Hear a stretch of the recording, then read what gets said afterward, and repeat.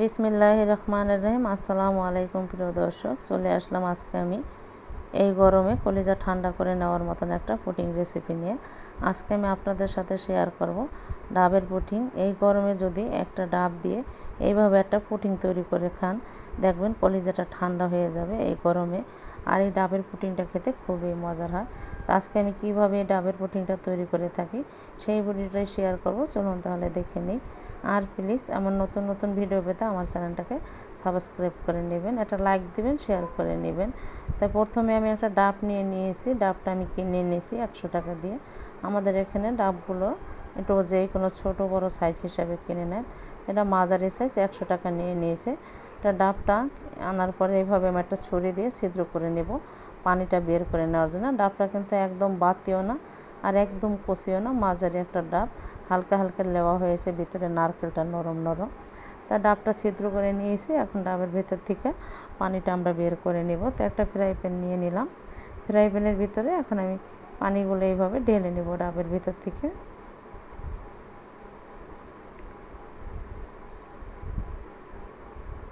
তো আমার কিন্তু পানিটা ঢেলে নেওয়া হয়ে গেল। এখন দেখুন পানির ভিতরে কিন্তু ডাবের ভিতরে কিছুটা ময়লা আসছে, নারকেলগুলো। তো এখন এইগুলো আমরা ছেঁকে নেব। ছেঁকে দেওয়ার জন্য এই ডাবের পানিগুলো আমরা আর একটা বলের ভিতরে নিয়ে নেব, তারপর একটা ছাঁকনি দিয়ে ছেঁকে নেব।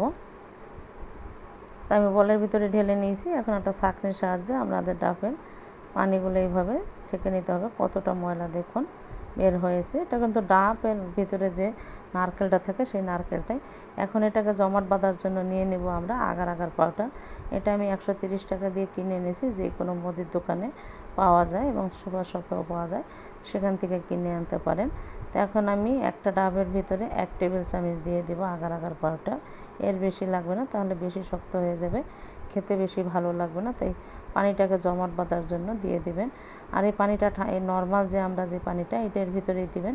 কোনো গরম পানির ভিতরে দিলে কিন্তু আগার আগার পাউডারটা জমে যাবে, তাহলে কিন্তু আর হবে না, মিক্স হবে না। দিয়ে দিলাম 3 টেবিল চামচ চিনি। মিষ্টিটা আপনারা আপনাদের পছন্দ মতো দিয়ে দিবেন, কীরকম খাবেন। তো এখন আমরা চলে যাব চুলায় জাল করার জন্য। তো চুলায় বসিয়ে দিয়ে চুলার জালটা অন করে দিয়েছি। এখন অনবরত নেড়ে চেড়ে 3 মিনিটের মতো রান্না করে তারপরে পানিটাকে আমরা নামিয়ে নেব জমাট বাঁধার জন্য।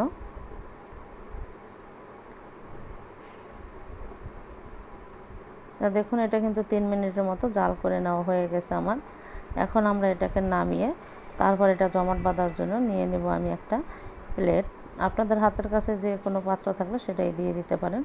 আমি কিন্তু হাতের কাছে প্লেট ছিল এরকম চওড়া, সেটার ভিতরে নিয়ে নিলাম। এখন এটাকে আমরা 10 মিনিটের জন্য সাইডে রেখে জমাট বাঁধার জন্য রেখে দেব। 10 মিনিট পরেই কিন্তু এটা জমাট বেঁধে যাবে। এখন আমরা আর একটা পুডিং বানানোর জন্য নিয়ে নেব দুধ।